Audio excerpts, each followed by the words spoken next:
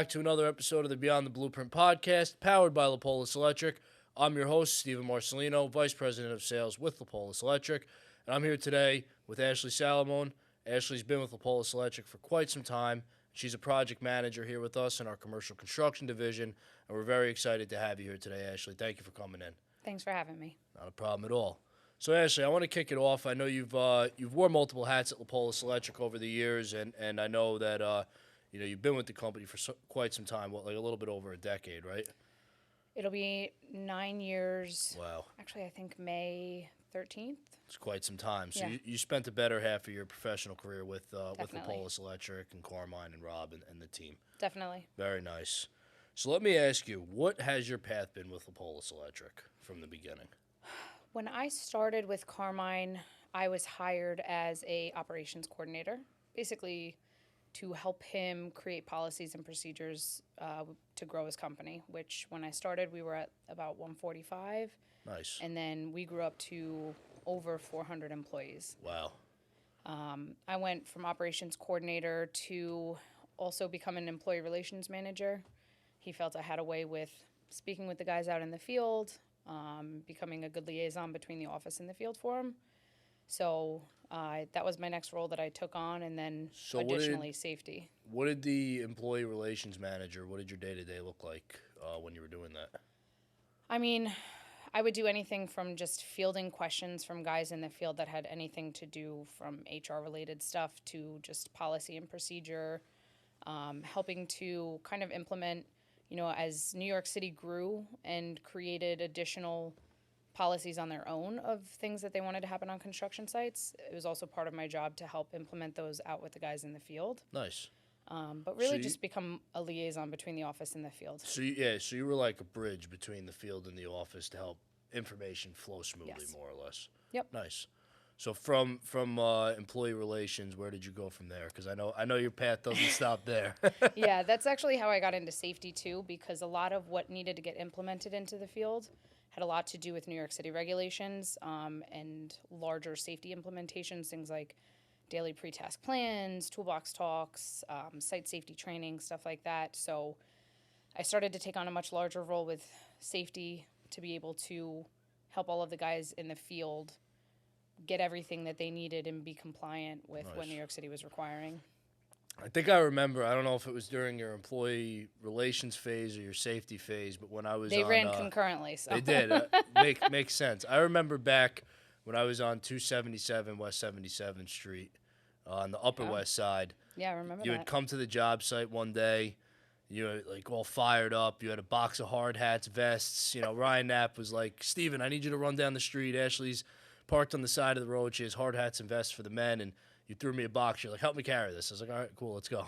Yeah. And I think that's when you and I first officially met in person. I always heard, stories about you and whatnot from my father, and we have this girl, she's full of spunk, and she likes to go out there and kick ass, and she's not afraid to go onto the job sites. I was like, sounds like a cool person to meet. And then we finally met on that job site, and I remember from that day, I was like, Ashley does not mess around. Yeah. They call me Hurricane Ashley out in the field sometimes. Some of my guys out there have dubbed me Hurricane Ashley. They say they feel the wind pick up when I walk on the job. So I like to make my presence known, though. I like for the guys to know I'm there, know that if they need anything, they can always come to me. No, definitely. And I do remember that. You came in the shanty, that day on the job, in that water-filled basement at 277 West 77th Street. Needless to say, we did have the nicest shanty. We had, you would hope, we had electricity hooked up, microwave nice. Yep. Ryan Knapp hooked up some air conditioning. He did a great job in there. That was a nice setup. He gave the men. And you had the plumber's shanty next to us. There was like black pipe and water, seeping out of their shanty. I was like, oh. You'd think that the plumbers would be able to get the water out of there. Yeah, no, it was a little interesting. It kind of looked like a dark alley, their shanty. You didn't want to go in there. But no, I was young at the time too. I was like 17 or 18 years old when I was on that job, and I just remember I was like, wow, there's a lot of layers to this industry, and that was about a ton of layers. That's correct. Yeah, 9-10 years ago, that I had met you. So it's awesome to see, where we both come and that we're sitting here together today on a podcast is pretty cool. Yeah. So after employee relations and safety, where did you go from there? To be clear, I do still dabble in a little bit of both of them. Awesome. But I stepped into a larger project management role. I am very type A. Your dad says follow up, follow through. I'd like to think that that's one of my stronger suits. One of the guys that works for GC that I'm working for right now goes, "You're one of the most annoying people, but let me tell you, you get it done. Whatever answers you need, whatever questions you have, you get the information that you need." And that's kind of how I got into the position that I got into, because project management is really a It's a different whole beast. different beast. Especially on the types of projects that we're doing here at our company. They're not Yeah, the large I- construction the sites, larger jobs are they they're have beasts. a lot of questions that get asked, a lot of drawings that need clarification, stuff like that. So, And that's interesting, that idea of, to some it may be annoying, but in our industry, that constant communication and following up, the GCs may be like, oh, this lady or this guy, whoever it is always calling me. But then on the flip side, they complain when nobody calls them. So it's Yeah. like, would you rather have too much it's communication imperative. or no, If you're not communication doing at the all? follow up and the follow through, then you're not going to get what you No. need to get the job done correctly. So And all the dominoes fall as such. If you follow up and follow through, FUFT, as my father would say, the project eventually will complete. If you don't follow up and you don't do anything, the project's going to sit there and time's going to pass and everything's going to fall apart. So it's, Yeah. What would you rather have? Yep, too many loose ends. So let me ask you, from start to, to where you are now, what drew you to get involved with the construction industry? I actually went. I did my senior year of high school and my freshman year of college. I did architecture. Oh, interesting. So I was always kind of interested in the building industry. I like to see things go from nothing to something. I do like my own little DIY projects at home and stuff like that, but on a much larger scale, I actually was in sales for a recruiting company prior to coming over to Lepolis, Okay. specifically for tradesmen. And that was how I met Carmine. And, the construction industry always intrigued me. Gotcha. And I know a lot of people that are in it outside of Lepolis. My sister's a structural engineer. Oh, wow. My husband owns a construction company himself. I know a lot of other people in construction in different aspects. Very interesting. None in the same electrical industry that I do, but it's interesting to bounce things off of them as well. So so from a young age then, you had some sort of, interest in construction and buildings, and I'm sure being from, New York City as well, you grow up in, well, actually, you're not from New York I'm City. not from New York. I No. forgot. You moved around quite a few times. Yeah. I caught myself. I'm from the South, So actually. you're from the South. So Yeah. I guess coming from the South to New York, I'm sure that it gave you another level of appreciation for construction than going from, smaller cities and towns to, New York City. You come from any city or town, and it's like, holy They shit, say if you this can place make it is here, you huge. can make it anywhere, right? I believe it. Very fast pace, especially when you get involved with the construction industry. It's truly impressive, how the city is built when you see it from the inside out, and whenever I'm driving into the city, like with my fiance, and I see, every time I pass like a building Lepolis did, I'm like, oh, we did that, we did that. It's wild to look at it it's- that way, right? it- To say like, oh my gosh, look, we played a role in putting up all of these buildings that now make up this New York City skyline. It's 100%. It's cool to look at. it is crazy, and it gives me appreciation not only for the buildings that we build, but the city in general. Because, and you're more involved, tenfold than I am on the commercial construction jobs. So I'm sure you have an even deeper appreciation for it. Me being on like the preventative maintenance and infrastructure side, I help maintain the buildings at this point, and you guys are building them. Yeah. In the commercial construction side. So what the blood, sweat, and tears that goes into putting the building up. Yeah. Sometimes it's a little startling to be like, holy, look at all of these buildings that went up. Long Island City, for example, you come over the 59th Street Bridge and you see 25 buildings that weren't there showed 5 or 6 years ago. Showed up out of nowhere. And you're just like, wow, how quickly things can change in the construction industry, and just building the city, building it farther out.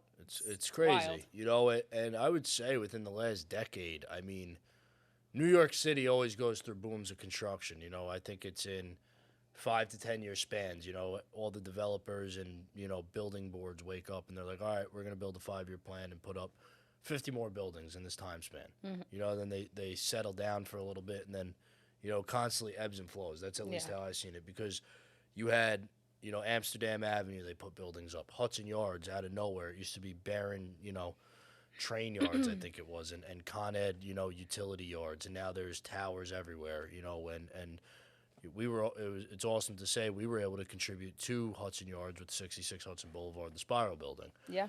And that was an awesome project that I know our team worked very hard on, to do that job. And, all the different projects, West Side of Manhattan, Long Island City, out of nowhere, almost hundreds of buildings went up. Yeah. So it is pretty amazing to see and to kind of know what goes on to get those buildings up. I think people just drive through the city. Everybody appreciates the city for its magnitude, but until you're in the industry, I don't think you appreciate it. Yeah, they don't realize what goes into building it. They're like, oh, wow, that just popped up out of nowhere. Yeah. Yeah. So, and I think you know best that these buildings definitely do not just pop up. Definitely not. So it's a lot of blood, sweat, and tears. A lot. So let me ask you, what is your favorite part of your day being in construction? Like, what do you look forward to? Building these buildings. I'm sure it's not the paperwork and all that stuff. The paperwork is definitely not my most favorite part of the job. So I will say this wholeheartedly, that my favorite part of the construction industry is the relationships that I have built throughout each project. Some of them with my coworkers, some of them with people that work for the general contractors or the building engineers or, whatever it is. Like, there's nothing better than being able to say, that I consider the guys that are with me on the job my brothers. Like, I would never be in the position that I'm in right now if I didn't have the team that I have in the field. If I didn't have guys that don't look at me like, oh, they say, okay, she wants to learn, she wants to push herself. She wants to be here to build the buildings with us. I never expect my guys to do a single thing that I wouldn't do. You know what I mean? Yeah. I'm out there. If they're slinging wire and stripping it to terminate, I'll be right next to them with a broom, just keeping everything tidy so that they don't have to take 5 minutes out of their day to do the little sweep up. And I think that's gotten me a lot of respect in the field with the guys, and it's gotten really great relationships. And I still will walk into buildings and see engineers that I worked with years ago, and they'll be like, oh, Ash, how are you, what's going on, you know what I mean? And that's not just being able to build these beautiful monster buildings, but being able to walk away from them knowing, we were successful, we did a good job, we made good relationships along the way, and being able to walk away with that. It's true, and I mean, listen, I'm not with you on a day-to-day basis, but I could imagine, even, you're about to have a baby and you have a busy personal life, and you're still showing up on job sites in your work boots with a hard hat on, going through your day.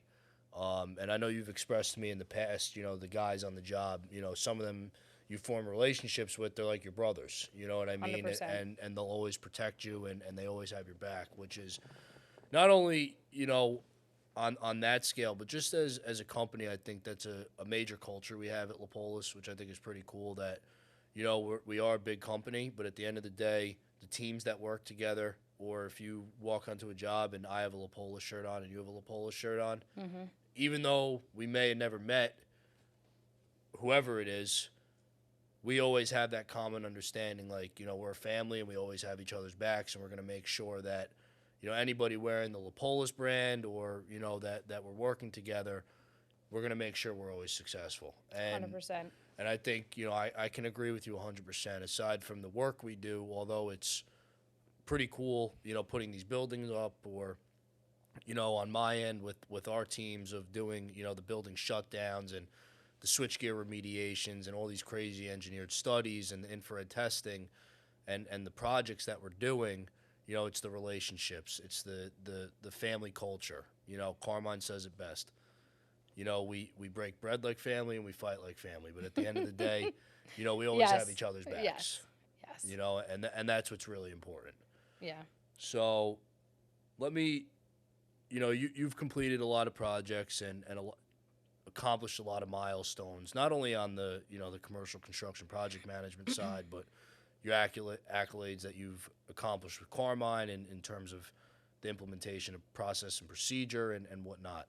So out of your career so far in the electrical construction business with Lapolis Electric, what is your proudest moment? Like, what is your proudest project? What are you most happy to have completed, on a project scale? On a project scale, that's a good question. Each project is so different, and it starts with the design drawings and the general contractors to the guys that you have out there working with you. And I've been working with a lot of the same guys now pretty consistently out in the field. It just so happens, we'll go from one job to the next together. Mm-hmm. But I will always remember working in Long Island City when we were doing Queensboro Plaza, and that was a monster building. And I kind of got brought there at the very end to help with the punch list. Was that 28th Street Tower? No, it was called Queens Plaza. Queens Plaza. It was one of like the U-shaped buildings, all glass. Oh, okay. With it was a Tishman Speyer building. Yes. And I will never forget of a building of that magnitude. Crazy. When we had our first DOB inspection, because on a building that size, you get your first DOB inspection, your chances of passing, you have a better chance of winning the lottery than getting, no objections on your inspection. They're going to find something. Their job is to find something. Whether it's, and it's not always a big thing. Oh, the screw head is horizontal. It's supposed to be vertical. If the inspector's in a bad mood that day, they'll fail you for something that small. Yeah, so exactly. I know exactly what you mean. But I remember working until 9 o'clock with the team, putting on cover plates and taking the team out for pizza afterwards just to meet deadlines and so forth. And I remember getting back that DOB inspection report, and it wasn't even a full page. It was just like less than a dozen objections that we had. Wow. That were quick and easy fixes. And I remember being so proud of my team and saying, you know what, guys? We busted it hard at the end, and we all are tired. But take a look at this report. Like, this doesn't come around very often. That's you know what I awesome. mean? Like, that's... Especially that building. I mean... It was huge. Just off of memory, what is that, like a 50, 60-story tower? I think it was 54 stories, yeah. 54 stories. Plus, I think 2 basements, like a cellar and a sub-cellar. Yep. There was the cellar, the sub-cellar, and there's a whole mechanical floor, too. Yeah. So that was a big accomplishment. And the other one, I think, was the very first job that Carmine ever put me on, and from start to finish. It was was it last summer or the summer before that? I think it was last summer. And, he basically was like, who do you want to work with you? He let me pick my super. I said, if you want me to get this job done in 8 months like you need, it was a pretty big project, and we had a very short time frame. It was a fit out, and we met that goal, and we crushed it in every parameter. And I remember, no, it was the WeWorks job. Oh, WeWork, yeah. Yeah, and I remember walking away from that job and just feeling I learned so much on that job. Yep. My super on that job, Adrian, when I tell you... Oh, Adrian's the best. He is one of the smartest guys I will ever meet in my entire life. And he taught me more than just electric. He taught me how to get the guys to appreciate you, how to have them listen to you. Because, you get in and you're frustrated and you just want to yell at everybody sometimes. And he would be so cool, calm, and collected. And I'm like, how are you like that all the time? How do you never want to just scream? And he goes, Ash, you just got to move forward. Things are going to happen, Problems are going to come up. You just got to figure them out and keep moving. And I'm like, you know what? I want to be more like you. And I learned so much from him on that job. And I felt like I really walked away a better manager on that job. I walked away smarter electrically because he taught me a lot. I walked away more cool, calm, and collected most of the time. But, it was a really successful project all around, and I was really grateful to have been put on that and given the team that I was given. That's awesome.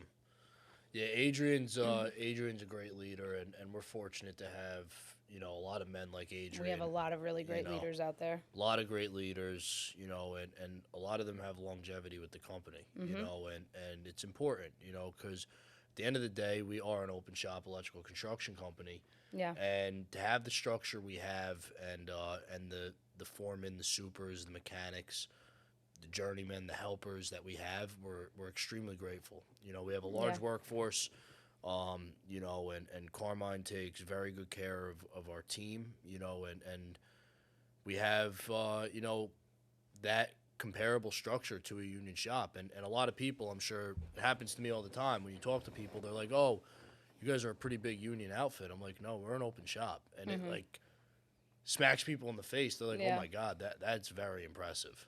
Yeah. And it's awesome. And we all should be, we should be grateful to work for, especially in the construction industry, a company like we work for. Yeah. So let me ask, Ash, what, your day-to-day, it's hectic. You're running around the city, going to different jobs. And, I want to ask, what is it like being not only a woman in construction, but a woman in the field in the construction business? I know you touched on it a little bit, the way the men work with you and teach you and guide you, but, what is your outlook on that, and how do you feel being a woman in construction? I can say from just the time that I started with Lapolis to now that the parameters for women in the field have changed a lot. When I first started going out in the field, it was a lot more of a boys' club. It was a lot more difficult for me to feel like I had the gusto to be at the table with them. And honestly, some of that comes with the time, the learning experience, the knowledge. I'm a completely different Ashley now than I was 7 years ago when I started really going out into the field. But I remember walking on jobs and standing next to my male foreman, and they would be like, oh, we need this answer, and talking to the foreman, and they'd be like, you got to talk to Ashley, and they'd just keep talking to the guy, and I'm like, I'm right here if you want your answer. Like the way the contractor they would only talk to our foremen. It was more difficult for me to be a point person. They didn't want to accept a woman so much, and now it's... And that's pretty cool, not to cut you off, but how the contractor, or whoever that was that we were dealing with, the GC at the time, they would direct a question to our foreman as, I guess, the authoritarian figure, and they'd be like, no, you got to talk to her. And I would be standing right next to them. And that's commendable, too, on the foreman's part, because they could easily just field the question and pretty much act the same way. Yeah. And they helped you kind of step up and be able to stand on your box and have that authority. Correct. With and the GC. it has changed a lot. And you definitely see more women out there now than you did 7 or 8 years ago. I remember walking on a job, and if I would see another girl, I'd walk up to her and be like, oh, hey, what's going, where's the girls' bathroom here? Do we have one? Nope. And now it's at a point where, you mentioned earlier, I'm having a baby. The GC on one of my jobs literally gave me my own personal toilet next to my shanty just to take care of me. So women are looked at much differently now in the field. We're given a lot more respect. Every Tuesday I sit in a meeting with 20 men for 2 hours, and I don't feel like I don't belong there, Yeah. I feel like I have the knowledge, I have the ability, I have the strength and the gusto to be able to talk the talk and know what I'm doing. Whereas, it wouldn't have been that way so long ago. It's an interesting dynamic, and I think a lot of changes happened. You walk on job sites now and you see things like nursing pods for women, or you see you know, they have finally dedicated women's bathrooms or, you know, even just construction clothing and apparel and shoes Yep. have come out for women that was not even available, you know.